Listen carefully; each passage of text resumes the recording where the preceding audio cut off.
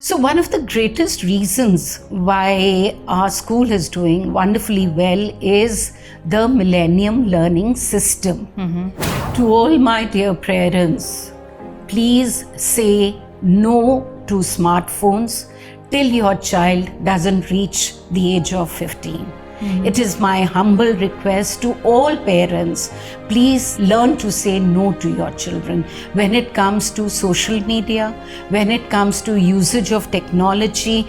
You have to put and set boundaries. Again, I would like to tell you that the number of children with special needs, these numbers have increased, Raj Smriti, over the couple of years. Okay. Earlier, maybe they were there, but they were not brought to the mainstream limelight. education. Now, with all-inclusive education, last year in grade 12th, we had 10 students who were dyslexic, SLD, with all special needs. And in grade 10th, we had 3 students. And all of them passed with above 80%. So there's beauty in everything. Let's seek this beauty. Let's seek this happiness. Let's stop comparisons. And I actually believe that your I can is more important than your IQ. Please remember this, your I can is more important than your IQ. And if parents and teachers and everybody around just, push up the child, you can do it. Of course you can, and the child will do it, mark my words.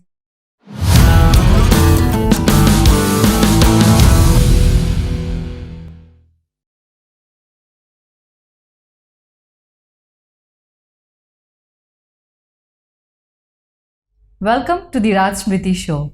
Today we'll talk all about education, and we have with us in our studio an educationist par excellence, Dr. Manjula Goswami.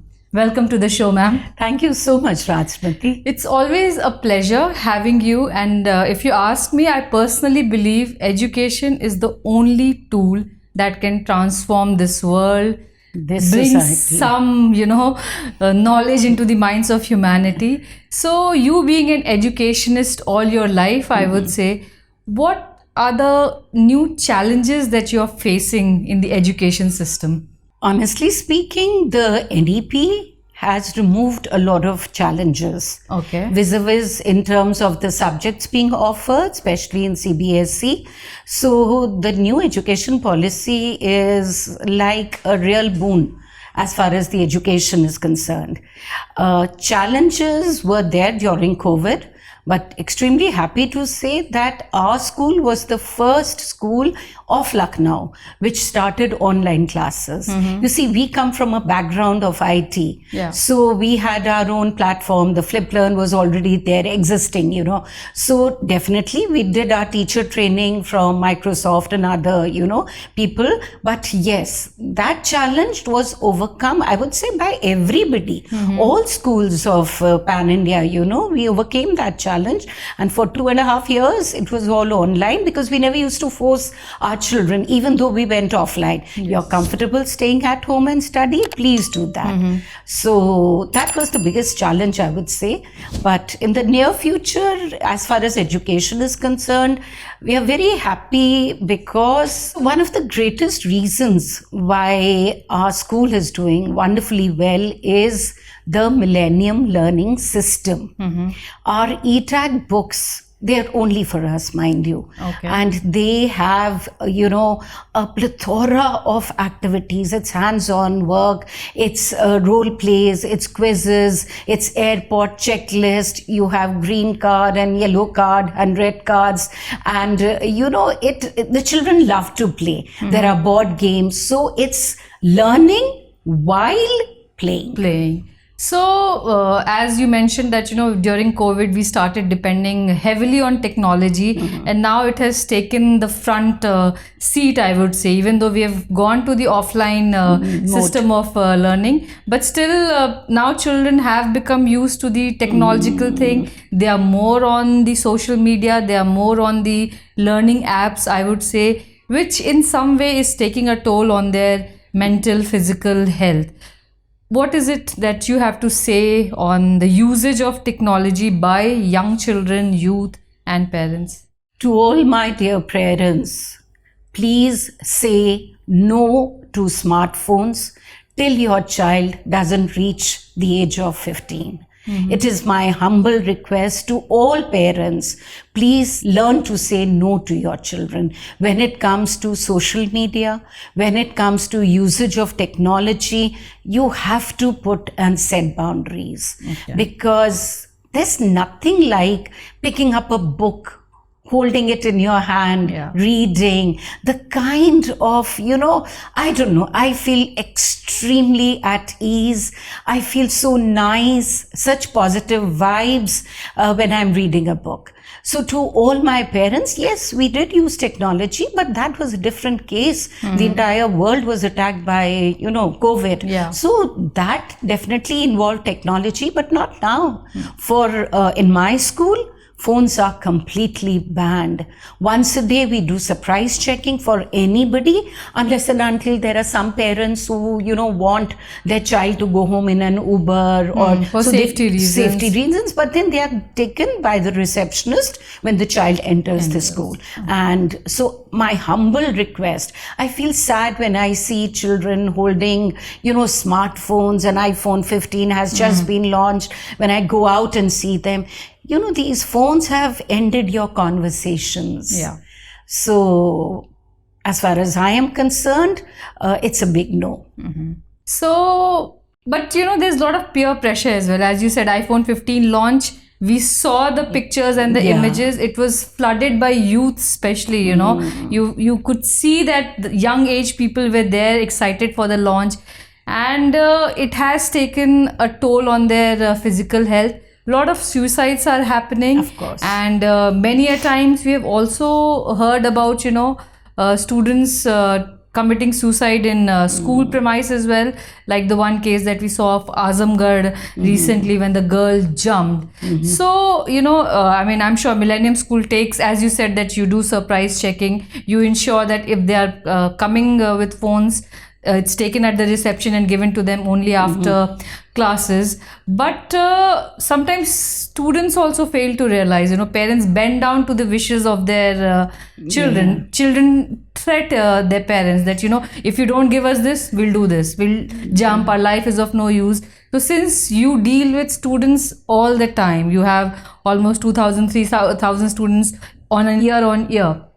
So what is your message to these students out there? How should they behave? What should they take in their lives to have a balanced mental, emotional thing? So, Raj Smriti, I would here say students need to be consistent. Very, very important. Usain Bolt trained for 4 years for 9 seconds run. So, students give up very quickly these days, which should never be the case. Be it academics, even in their personal goal. They join a gym, let's say, and within a month they don't reduce, give it up. So students have to be consistent, number one. Most importantly, prioritize.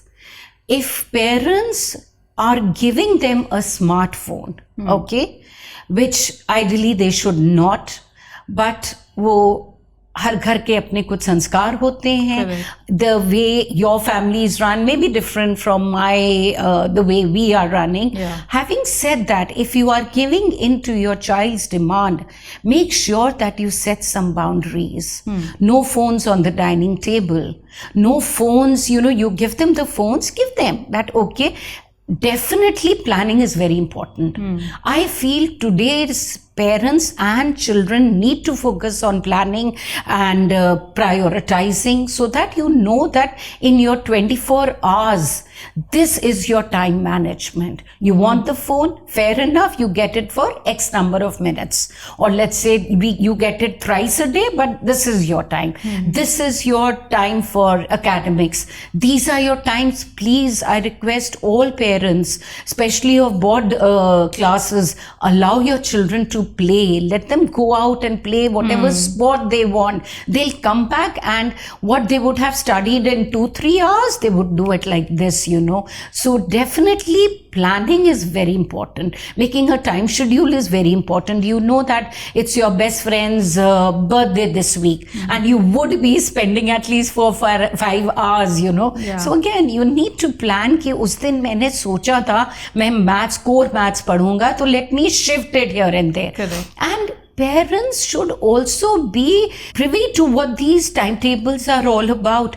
I still remember when my children were young, their timetables I had बच्चा सबसे पहले क्या करता है, fridge खोलता है, देखता है क्या है खाने को अंदर. तो ये आप अगर फ्रिज के ऊपर लगा देंगे तो जितनी बारी भी, you know, there are some techniques. I remember I had done it also.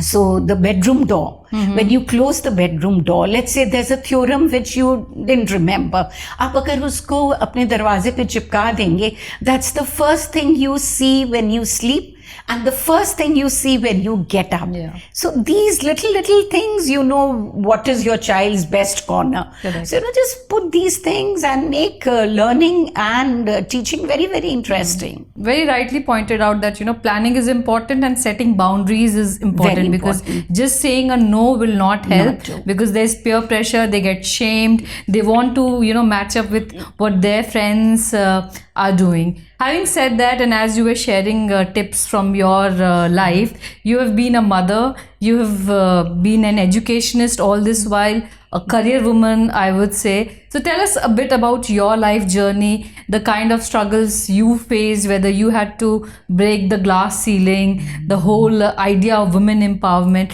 Take us through that. Sure. So I come from a family of, it's an army background family. My father was in the armed forces. And I am very proud to say that in a country which speaks about female infanticide, I have 4 brothers elder to me. Wow. And they used to laugh and say, Dad would have carried on till you were not born. So this is how special girls are in my family. Wow. You know, some instances where I have a loud voice and my Dadi ji would say, लड़कियों को धीरे बोलना चाहिए. And my dad would say, मेरी बेटी की बुलंद आवाज है, इसको खिलखिलाना भी है तो जोर से हंसेगी ये और बोलेगी भी. So I come from a background where girls are really cherished. And I got married when I had not completed my graduation. Okay. So that early. And you know, when I hear, sometimes I hear people speak, ladies speak, शादी हो गई, full stop लग गया. I completed my graduation after marriage. I had 2 sons. Post my second son, I did my master's and I topped the university. Then I did my PhD. And then I went to Tokyo for my training in Kaizen theory.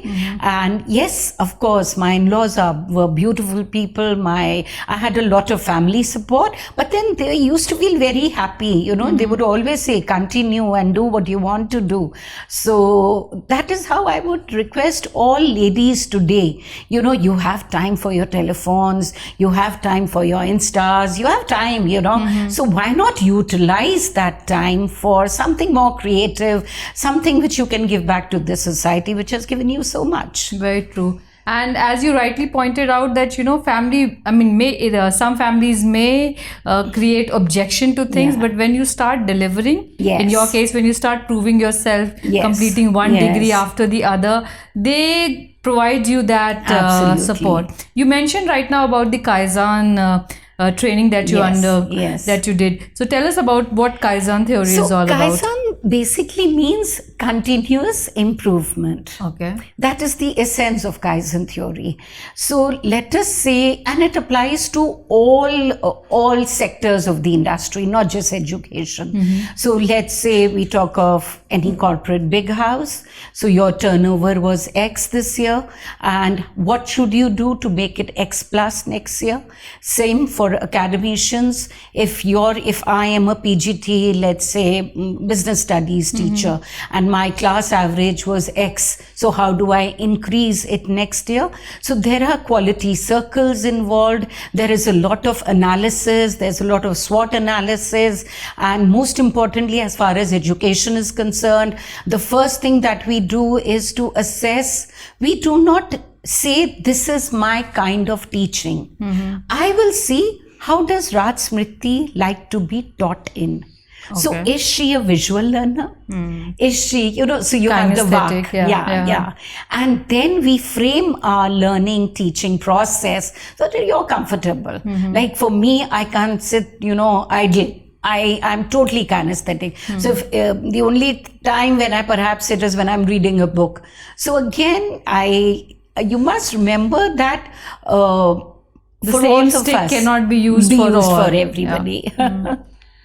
So, you are heading Millennium Schools for the entire North region, and you meet teachers, you meet principals, you meet students all the time. You understand their issues, and with the NEP policy that has come, which you have said that it's good and it has removed most of the challenges that the educationists were facing earlier. How is Millennium School adapting to the NEP policy? And there are a lot of myths also. Some say that board exams are going to be completely abolished. Some say different things. Examination pattern is going to change. Give us a few tips of how NEP is prevailing in the Millennium Schools, and how should we parents and students get prepared for the same? So, firstly, NEP is definitely student centric. Okay. Remember this. So, this is devised in and around the student, not around the stakeholders, what the parents say, or the teachers say, or the heads of institutions say. Now, if you will see, again, I would like to tell you that the number of children with special needs, these numbers have increased, Raj Smriti, over the couple of years. Okay. Earlier, maybe they were there, but they were not brought to the Mainstream limelight. education, yeah. Now, with all inclusive education, last year in grade 12th, we had 10 students who were dyslexic, SLD, with all special needs. And in grade 10th, we had 3 students. And all of them passed with above 80%. Wow. So again, this policy is keeping in mind not just the point some person which want to become IITians or IIMs. This is more spread out for the general average students also. You don't want to study maths, fair enough. We are giving you so many more options. Right. And there are immense options now which you can choose from, So that way, I feel NEP has made studying very, very friendly, user friendly, because the children in my school, they are into X number of combinations in 11th, 12th. You want to study maths with eco? Go ahead. You want to have psychology with maths? Sure, go ahead. So again, they have offered a number of subject options. Yes, doing away with board exams, that scare is now reduced because you have 4 years of senior level, you see. So after 8th. Yeah. So which is also fair enough, because I also believe that you can't judge a student just because in a particular paper he or she did not do well on that particular day. Yeah, very true. We all have our good days and bad days, So I would definitely say that this is great. It's really helping us. As you rightly said that, one board exam should not decide the fate of the student. If you ask me, I personally believe that 10 का जो marks होता है वो 11 में admission के लिए चाहिए होता है, 12 का जो मार्क्स होता है वो ग्रेजुएशन में एडमिशन के लिए जाता है. उसके बाद कोई नहीं पूछता. Nobody, I guess, would have ever asked you how much you had in 10th or 12th. It's just a benchmark to qualify for your next admission. Having said that, a lot of times I feel what educationists face is that parents think that school is responsible for everything. Once you put the child in school, now it's the school's duty to take care of their emotional health, mental health, physical health, everything. They are free from all the responsibilities. What is it that you have to say that, if I as a parent, if I'm admitting my child in school, what is my responsibility henceforth vis-a-vis school?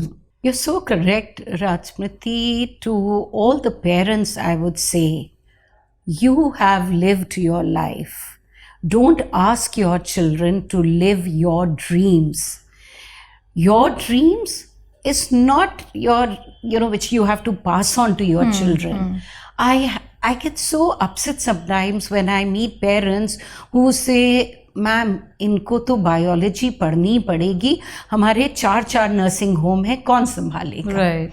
So we do have this legacies, father was he was a bureaucrat, so please don't stop doing this, and this is a major cause of unhappiness. You should just ensure that you have a happy child. That is the only criteria which as parents you should see to. Healthy life, happiness are key. They are your KRAs for parents, I would say. Please, you don't live your life via your children.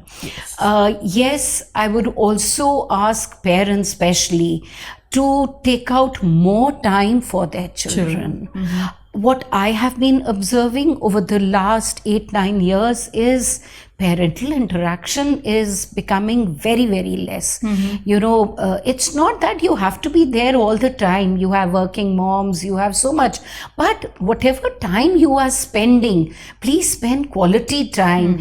One dinner, at least one meal together, one movie together, one outing together. These are things which are very, parents may be socializing, going out. But how many times did you take your children for a simple lunch or a dinner? How many times did you have a sit down dinner with maybe your grandparents or whatever? These are very important, which these days I'm feeling is on a slightly back foot. I think everyone is busy in their own schedule. If we look at the schedule, kids go to school around 7:30, so that breakfast time is already missed. Done. The family is not having breakfast together. Lunch, nobody is together.